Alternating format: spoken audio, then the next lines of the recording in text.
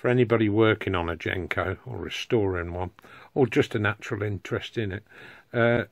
Some of these mid to late 30s ones use these coil bumpers. It was an interesting idea. They did improve on it, but I kind of like them. They were in a hell of a state, pretty rusty, but I've managed to clean those up with some very fine emery paper and polish them off as well, you know, with a bit of brass head just to give them a bit of a shine. And they'll, you know, as long as they're kept dry, they'll look like that for a long time. But you could, in theory, make these. Right, let's get this in focus. But you would need what they call a mandrel, a shape to get this coil, because you've got to start kind of there, spiral out, and then you've got to do enough turns, and then you've got to come out again. And also, at the end of the wire, you've got this brass eyelet. Now that's crucial, because when you come to the actual post, basically you've got two connections, right? You've got that one, and you've got this other one that's isolated. It sits in a kind of rubber grommet. And what happens is, this sits over. You see that little eyelet goes over that nail. When the thing's bolted up, it sits up, and every time the ball hits it, it contacts that pin. That's how that works. The other thing we want is the washer. Let's find that. Oh, right, I've got on here. Incidentally, you can order these. Now, these are made, they were made by Genco in steel. I'm going to replace them with stainless steel so they don't go so rusty, because I had to do quite a bit of work to clean those up, and they don't look great.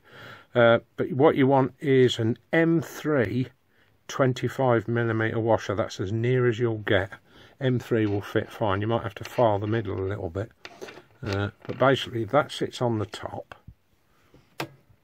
Your coil goes over the top. Once you've got it. The washer is what keeps it level, really. That's why you want the washer. It doesn't serve any electrical contact. And then these Bakelite tops screw on. And before you tighten it up fully, you have to move the coil and ensure that that eyelet isn't touching that. Well, we'll call it a nail.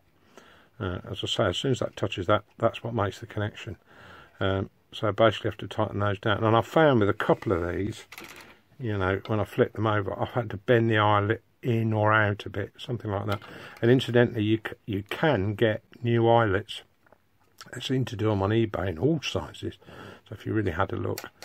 As far as this nail, I think what Genco did, looking at the underside, is they used silver solder. That's how they soldered these. They didn't do it with ordinary solder, you know, the sort of stuff you'd solder copper wires. They did it with silver solder. So I've decided, rather than mess about that, which is, even Genco had problems, because when they came to solder underneath, you can see the burn marks on the underside of the wood. I'm not going to do that. I'm going to use the smallest chock blocks I can get. When I put the nail in, I will screw the chock block onto the nail on the underside.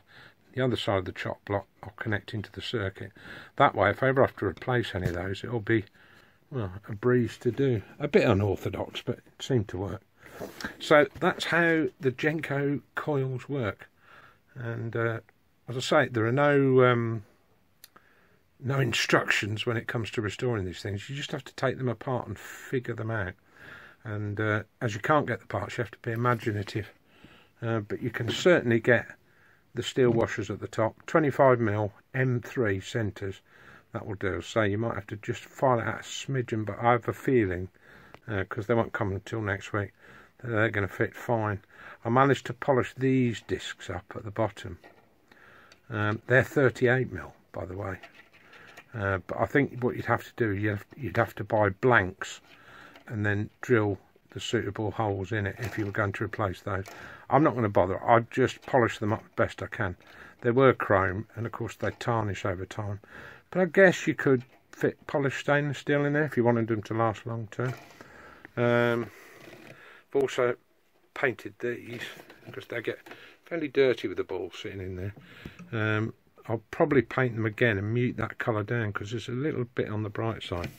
But I have been cleaning more of the playfield as I've gone along. It's looking a lot cleaner. Replace these nails.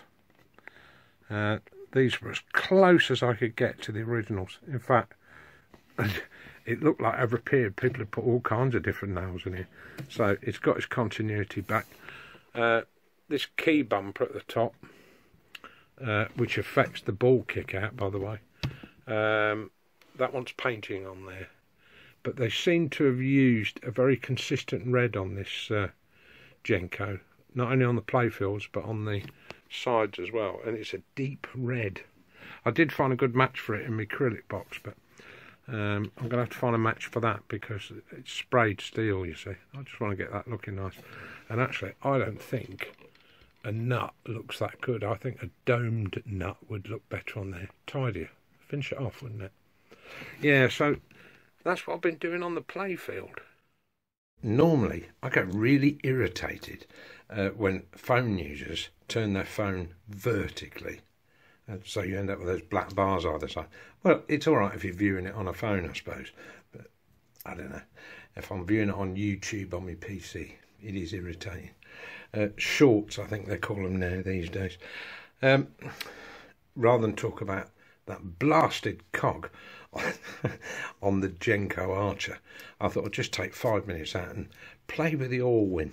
And if you're not familiar with these were very popular in the 50s, 60s, possibly earlier than that, and generally took old pennies, although this one's converted to 2p.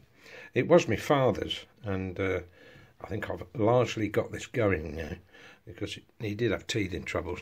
And there is another one, it's called a Brian's Pullwin. They're quite rare, those, and the back, well, I'll call it the backdrop on the Pullwin was actually drawn by Mrs. Bryan, apparently, to cut costs.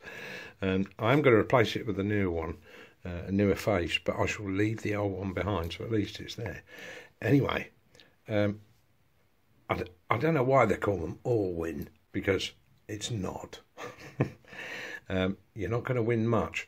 There's not a lot of skill in this game.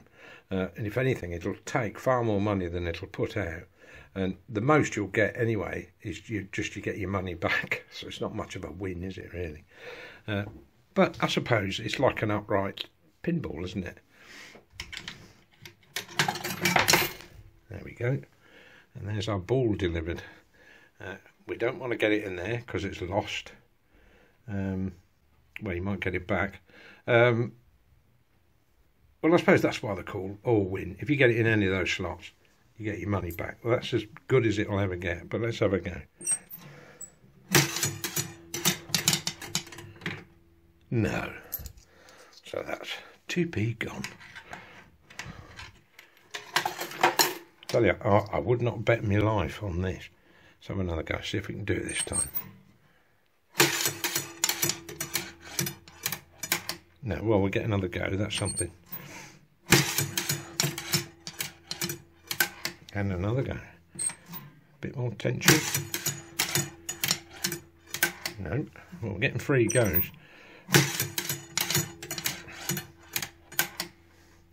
Right, let's try a bit more pressure then. No, less pressure then. Oh, no. Well, anyway, that's the Allwins Deluxe. Hours of fun. Hours of fun.